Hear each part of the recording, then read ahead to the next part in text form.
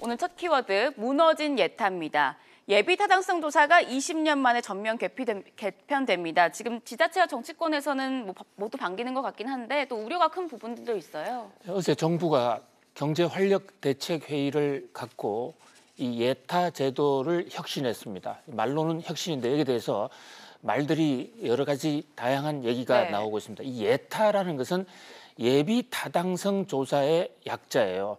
근데 이게 왜 중요하냐? 이 예비 타당성 검사를 거치느냐 안 거치냐에 따라서 우리나라 국민들이 내는 이 세금, 국가 재정을 과연 제대로 썼느냐 안 썼느냐에 중요한 가늠자가 되기 때문일 것입니다. 이 예타는 1999년부터 공식적으로 시행이 된 거예요. 그러니까 올해로 꼭 20년을 맞고 있는데요. 당시 김대중 대통령 시절이죠. IMF를 우리가 맞은 것이 1997년이었습니다. 우리가 외환위기, 달러가 부족해서 나라가 단군 이후에 최고의 이 어려움을 맞았었죠. 많은 사람들이 직장에서 쫓겨나고 했습니다. 당시에 김대중 정부가 이 IMF 사태를 수습을 하다가 IMF는 김영삼 정부에서 만들어진 것이죠. 이것을 수습을 하다가 보니까 김영삼 정부와 그 이전에 노태우 정부 또 이 전두환 정부 시절에 정부의 대형 프로젝트가 너무 부실하게 추진됐다.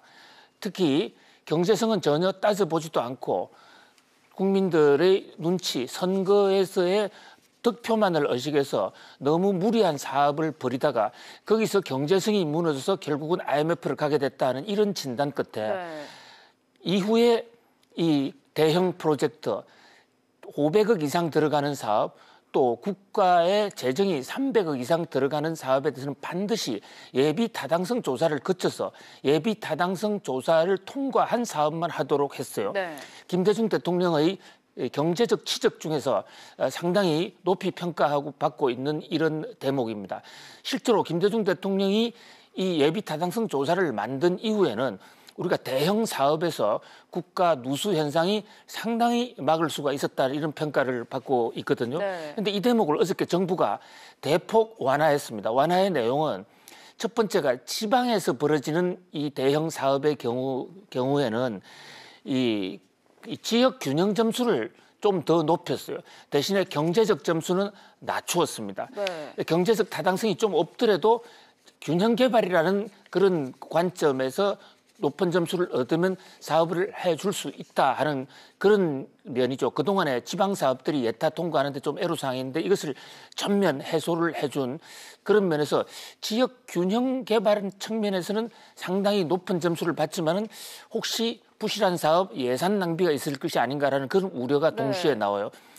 그리고 동시에 서울과 수도권에서 하는 사업에 대해서는 지역 균형 점수라는 것을 아예 없애버렸습니다.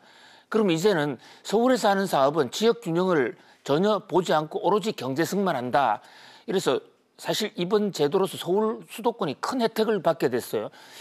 이 GTX B 노선, 인천과 남양주를 연결하는 것이죠.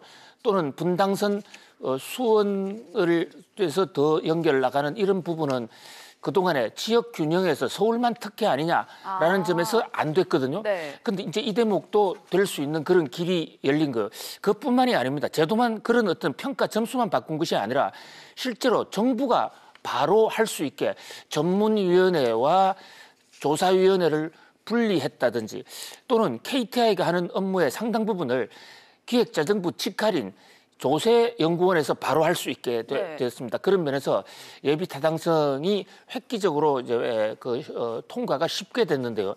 여기에 대해서 그동안에 개발을 원했던 많은 사람 또 지방자치단체 이런 것도 환호성을 하고 있죠. 그동안에 정체됐던 사업들이 아주 속도감 있게 진행될 수 있게 됐다.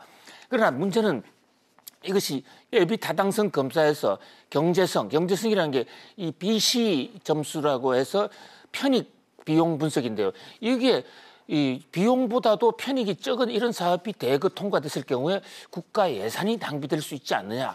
그런 면에서 상당히 우려도 있어요. 가뜩이나 지금 정부는 추경을 9조 원 정도 하기로 했습니다. 그 대목에도 예비 타당성 무력화시킨 것이 같이 가세한다면 재정 누수가 있을 수 있다고 생각이 들고요. 그다음에 이제 또 하나는 내년에 바로 저 국회의원 선거입니다. 국회의원들이 지금 집중적으로 저런 지역 사업들을 지금 민원을 넣고 있는데요. 네. 그와 연결해서 특히 여당 의원들의 민원 사업을 들어줘서 내년에 표를 높이기 위한 것이 아닌가 이런 지적도 받고 있거든요. 물론 지역 균형도 매우 중요한 이슈기는 하죠. 그런 면에서 국가 재정과 지역 균형을 동시에 살릴 수 있는 그런 솔로몬의 해법이 나와야 될 것으로 보입니다. 네, 예타 개편 소식 짚어봤습니다. 이어서 두 번째 뉴스 키워드입니다.